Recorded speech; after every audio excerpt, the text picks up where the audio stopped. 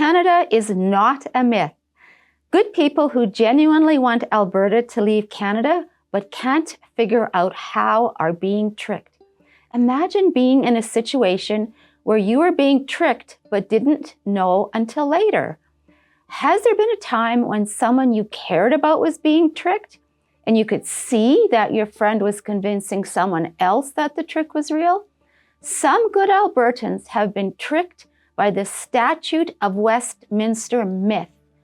There has been false information circulating in Alberta about this statute, and it is a critical puzzle piece in understanding what Canada is and how Alberta can leave Canada. The Statute of Westminster is a short document, only 12 paragraphs long, but it is extremely important. There is a myth circulating in Alberta that Canada is a myth. Some say that the Statute of Westminster removed Alberta from Canada and Great Britain. The Statute of Westminster did not remove Alberta from Canada or Great Britain. The statute actually held Alberta and the provinces more tightly into Canada.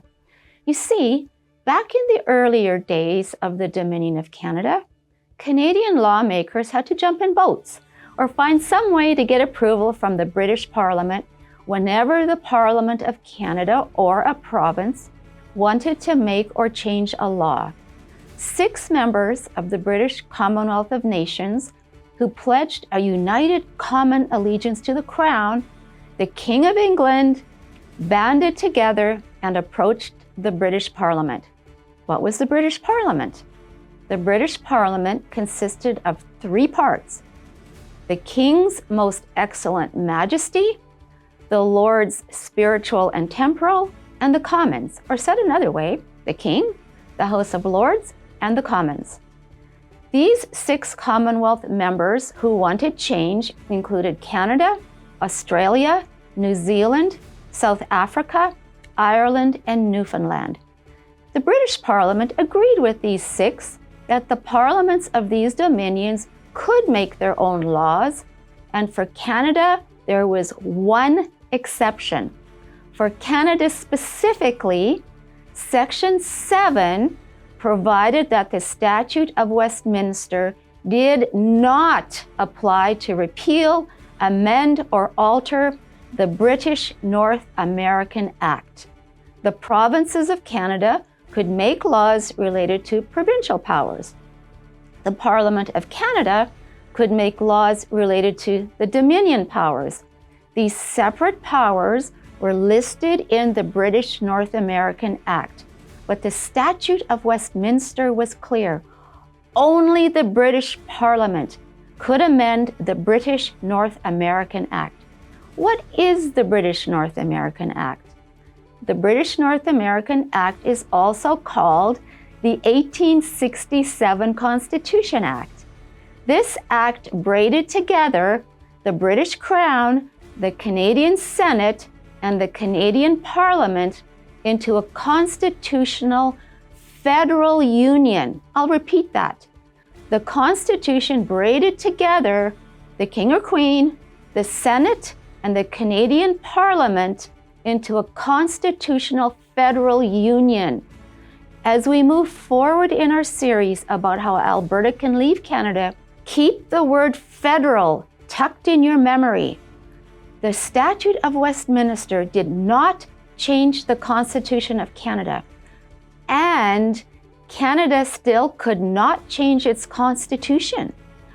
Only the Parliament of Britain could change Canada's constitution. Now you'll recall that in 1980, René Lévesque's Parti Québécois provincial government held a referendum on whether the province of Quebec could work to change Canada's federal system.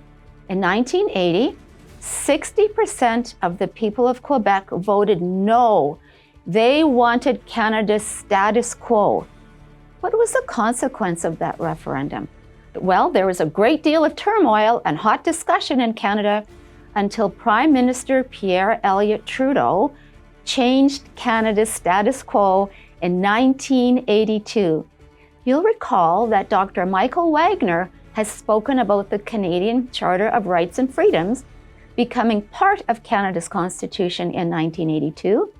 Another important change occurred in 1982. Under Pierre Trudeau, Canada gained the right to change its own constitution without having to ask the British Parliament.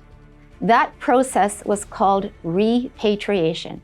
In 1982, Canada's constitution, in essence, was made up of two documents. The revised 1982 Constitution Act, which took the place of the 1867 Constitution Act, plus the Charter of Rights and Freedoms. Here's a kicker though. In 1982, the province of Quebec refused to sign this new dual constitution. And this gives rise to a fair and intelligent question. If Quebec refused to sign this new 1982 constitution, how is it that Canada continues to exist? And how is it that Quebec is still a province of Canada? The answer is in the word federal. In 1982, Pierre Trudeau's 1982 Constitution fundamentally changed Canada's federal model. The fundamental changes with the 1982 Constitution bound the provinces even more tightly to Canada. Is Quebec still legally bound to be a Canadian province since it did not sign the 1982 Constitution?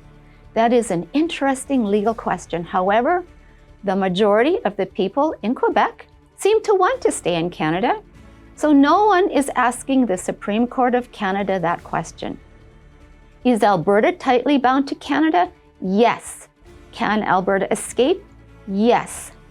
Now you know about the enormous significance of both the Statute of Westminster and the 1982 Constitution, so I can next walk you through Quebec's 1995 referendum in an upcoming video.